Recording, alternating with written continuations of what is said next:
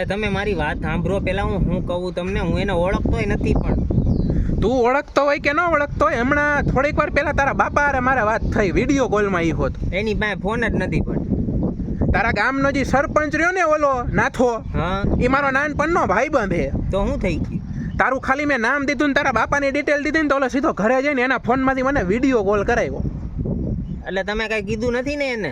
મેં કાંઈ નથી કીધું, મેં ખાલી એટલું કીધું કે તમારો ગગાએ 2 મહિનાનું ભાડું મને નથી દીધું. મારા ભાડા હાટું મતલબ હતો એને. હું એમ ન કહેવાય કે છોકરીઓને લઈ આવસ તું ઘરે. અરે હું તમને 5 વાગે આપી દઈ યાર. હવે તમે શું લેવાના આવી લાંબી વાત કરો હવે? એમ નહીં. હવે હા તાર બાપા મને એવું કહે હે કે ભાઈ હું ગૂગલ પે ને બધુંય વાપરું હું, મોબાઈલ મારી પાસે હે. હા તો અરે તું એની એમ પાસે કહેશ? ફોન જ નથી પણ એની પાસે સાદો ફોન છે. એ તું સાદા ફોન ની કરમાં એનો ફોન બગડ્યો નહીં પહેલાની વાત છે. એને તારામાં 6000 રૂપિયા હોત ને ખાતામાં નાખી ખાતા ની પછી 6 મહિનાનું ભાડું હોત એકારે નાખેલું એ.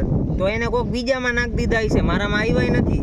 તું ખોટી બીજી ત્રીજી રહેવા દે. તારા બાપાએ મને સ્ક્રીનશોટ મોકલો તારા જ ખાતામાં આવેલા. હમણાં તારા બાપાને ફોન કરીને કહું કે છોકરી વાંચ પૈસા વાપરતો લાગે છે. આ પણ મારા ખાતામાં નથી આવ્યા તો એને ફોન લીધો મને કીધું નથી એને તો.